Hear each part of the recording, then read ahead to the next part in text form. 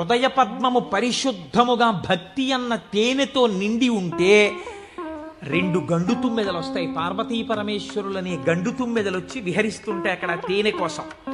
ఇప్పుడు ఎవరి మనస్సు నిరంతరము శివనామము పట్టుకుని రమించిపోతోందో, ఎవరు శృతి ప్రమాణము చేత పరవశించిపోతున్నారో అటువంటి వారి మనస్సు యందు పరమశివుడే వెళ్ళి చేరి ఉంటాడు. అంటే ఆయనే శివుడైపోయి ఉంటాడు.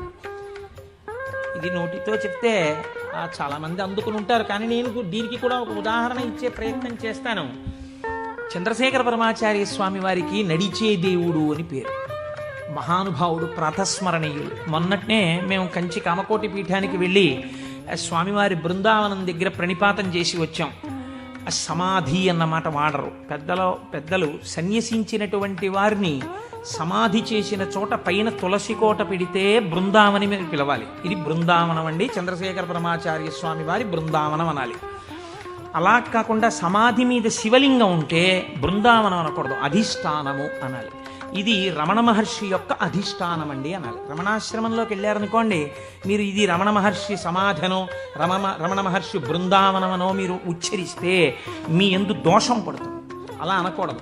ఇది రమణుల అధిష్టానము అని పిలవాలి. ఎందుకంటే దాని మీద శివలింగం ఉంటుంది కనుక.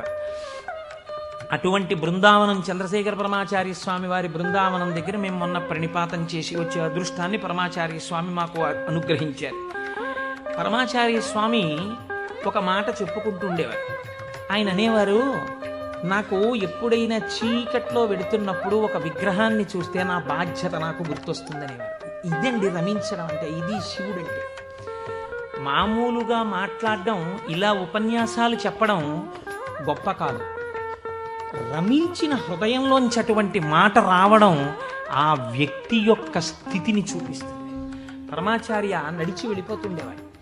తెల్లవారుజామున 3 గంటలకి వారు నడిచి వెళ్ళిపోతున్నారు. ఒకసారి నడిచి వెళ్ళిపోతుంటే ఒక ఊరి మధ్యలో ఒక కోటు వేసుకున్నటువంటి ఒక వ్యక్తి, ఎవరో ఒక రాజకీయ నాయకుడు, ఆయన యొక్క శిలా ప్రతిమ ఒకటి ఉంది. పరమాచార్య నిలబడి ఒక నవ్వు నవ్వారు. పరమాచార్య నవ్వారంటే దానిలో ఏదో అర్థం ఉంటుంది.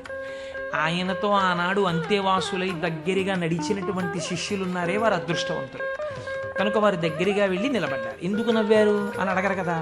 వారు నవ్వి అన్నారు, దీన్ని చూస్తే నాకేం జ్ఞాపకం వస్తుందో తెలుసా, నా బాధ్యత జ్ఞాపకానికి వస్తోంది అన్నారు. అదేమిటంటే, ఆ విగ్రహానికి మీకు సంబంధం ఏమిటి అనుకున్నారు. విన్నవాడు ఆయన అన్నారు, ఈ విగ్రహంలో ఉన్న వ్యక్తి తెల్లవారుజామున 3 గంటలకి ఇలాగే కోటేసుకుని నిలబడి ఉండేవాడా అని అడిగారు. అప్పుడు 3 కదా అయింది టైం. తెల్లవారుజామున 3 గంటలకి ఆ విగ్రహంలో ఉన్న వ్యక్తి ఎవరు